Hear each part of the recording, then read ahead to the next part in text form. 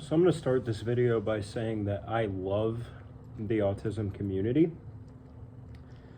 I spent 32, I believe it was 32 years of my life not knowing that I was autistic and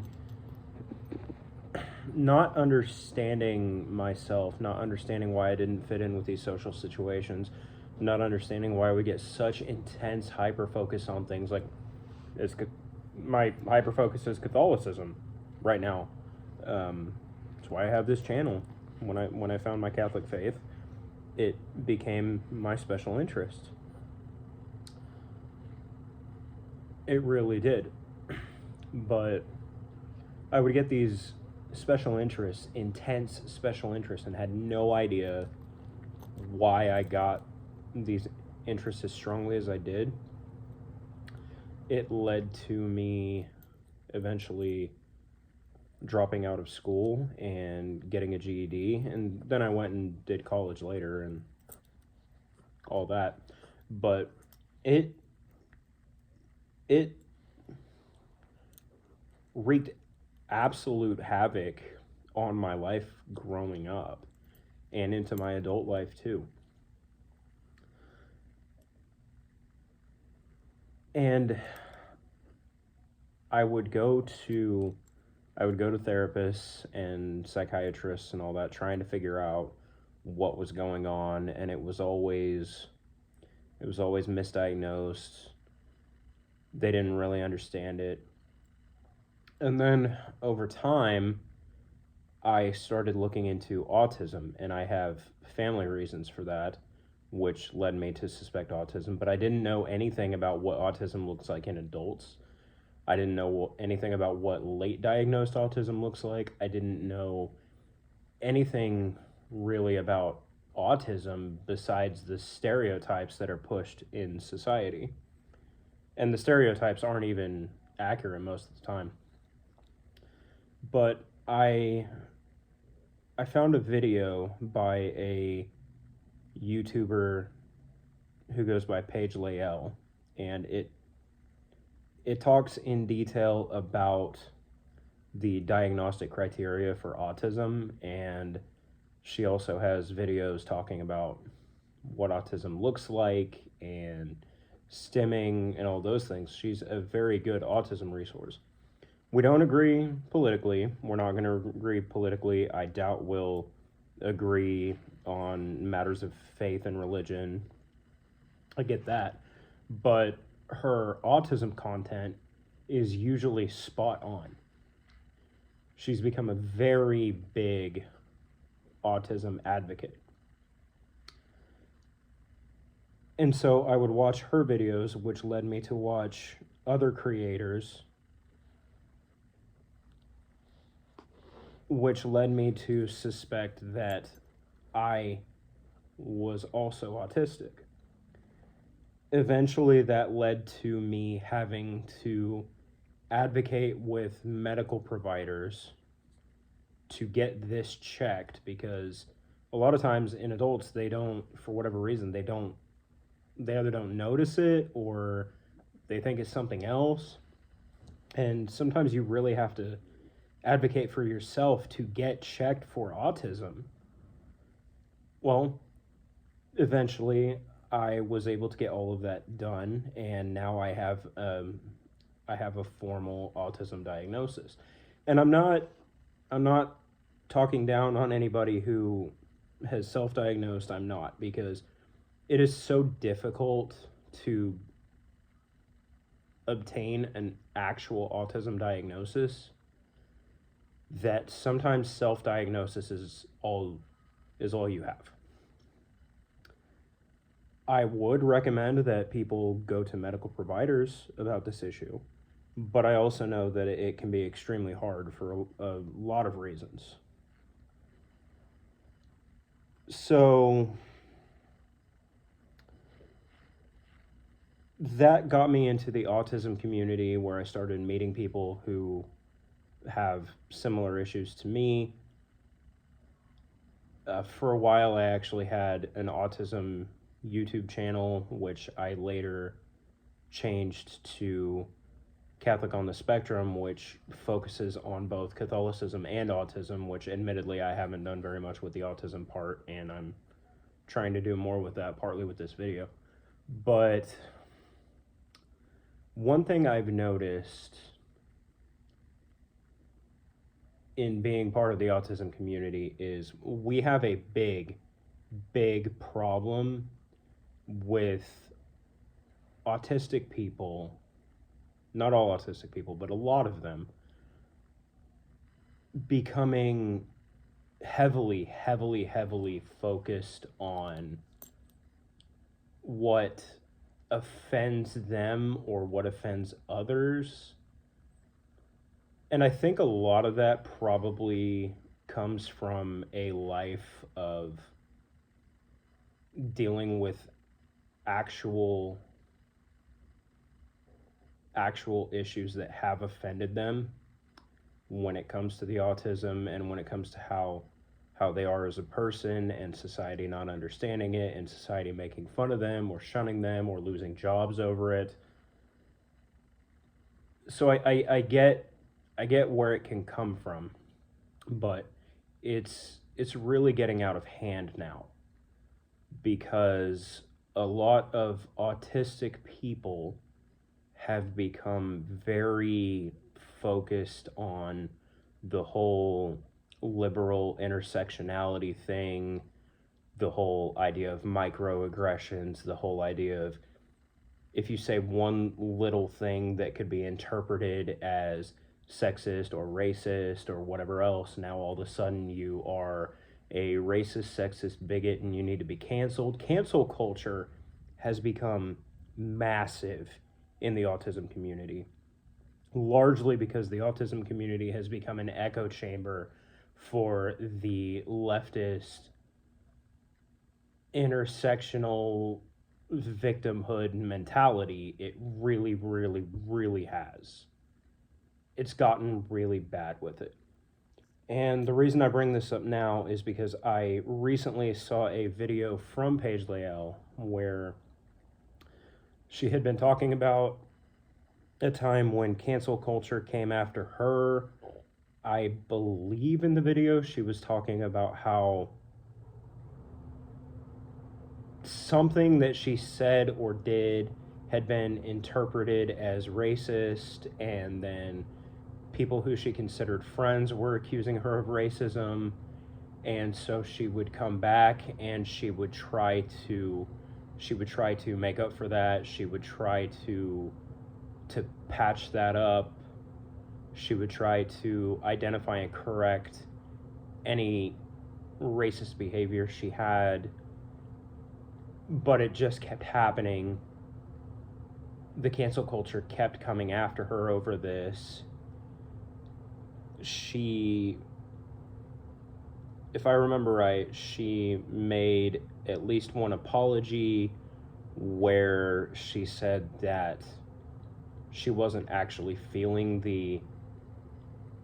she felt like she wanted to apologize, but she didn't really know what she was apologizing for specifically, because she didn't actually know what she did wrong. She felt like she had done something wrong, but she didn't really know how what she did was wrong. And she was trying to help people feel better with the apology, not actually knowing what the issue was. And that is a big problem that we have in society in general, and especially the autism community, where cancel culture will come after these people for something that has been interpreted as racist or sexist or misogynist or whatever, and then that person will be so ingrained in the intersectional mindset where they don't want to accidentally be exhibiting any microaggressions or anything like that, that they will come out and they will be trying to apologize. They'll be trying to fix the problem, when in reality there was no problem in the first place. The people that were offended actually had no good reason to be offended, there is an obsession in society with being a victim. There is an obsession with identifying any little thing that could be seen as some kind of aggression and just honing in on that to a ridiculous level. And we see it all the time. And in this case, cancel culture kept coming after her to the point where now she is very, very, very, I don't know if scared is the right word, when she posts anything, because she doesn't want to offend anybody without even meaning to. My understanding is that what she did or said was not intentionally racist in any way, but it was interpreted as racist, probably because someone was just looking for any reason to call something racist. And it really points out what I believe is the biggest problem in the autism community. And I see this a lot. So there's a really good book on autistic masking. And when you read through the book, it's really, really well done. Like, it describes autism, it describes masking, it describes ways to unmask and things like that. But throughout the book, you see these leftist intersectional ideas sprinkled throughout. Like, when you're trying to read about autism specifically, it random I don't know if randomly is the right word, but it just starts talking about, like, I don't know, racism or these other issues. It's been a long time since I read the book, but it was something like that. And it's just like, what does this have to do with autism? Like, I'm sure there are some overlaps here, but stop. Just talk about the autism. We're here to read about the autism, not all this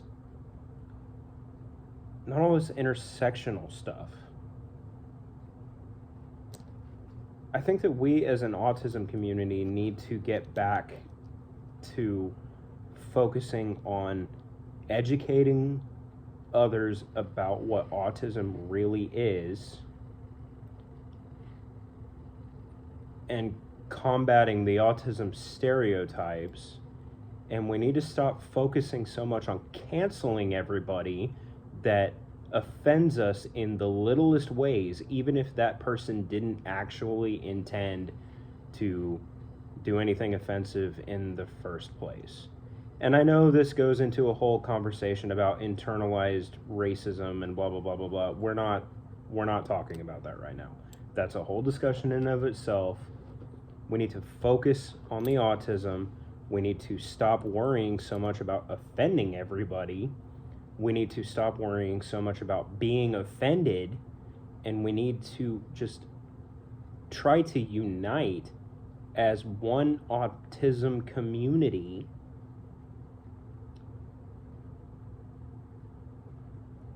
because what's happening is we're alienating each other. We're definitely not helping society's view of autism in any way, which really we should be trying to show what autism really is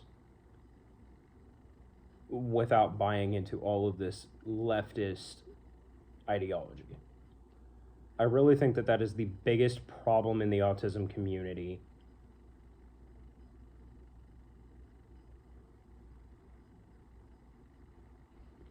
And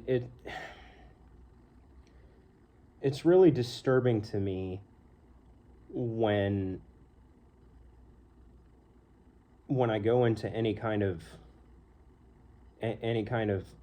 autism area, like a message board, a forum, Facebook group, YouTube channel, anything like that, and instead of just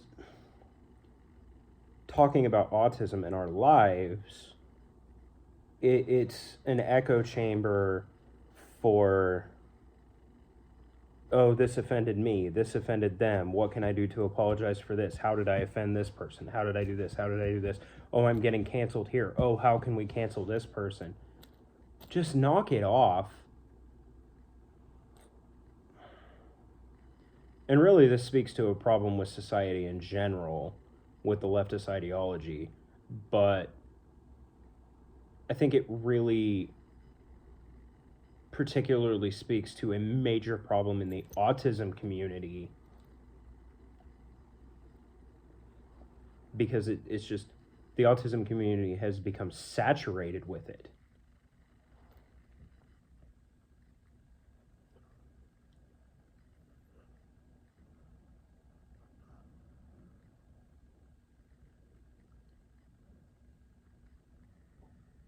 We need to work on helping each other find our strengths, because autism can come with a lot of strengths. Yes, it comes with issues, but it can come with a lot of strengths. Autism is not a disease to be cured. And we as a collective autism community can play a big role in showing society that. But we're just shooting ourselves in the foot when, instead of empowering each other, we are just echo chambering all the nonsense. We need to stop worrying about offending everybody. We need to stop worrying about being offended by everybody. And we need to just be ourselves, our true selves, without feeling the need to overcorrect, because if you look at somebody the wrong way, you're a racist or something like that. That needs to stop. Society in general needs to knock that off, especially the autistic and neurodivergent communities.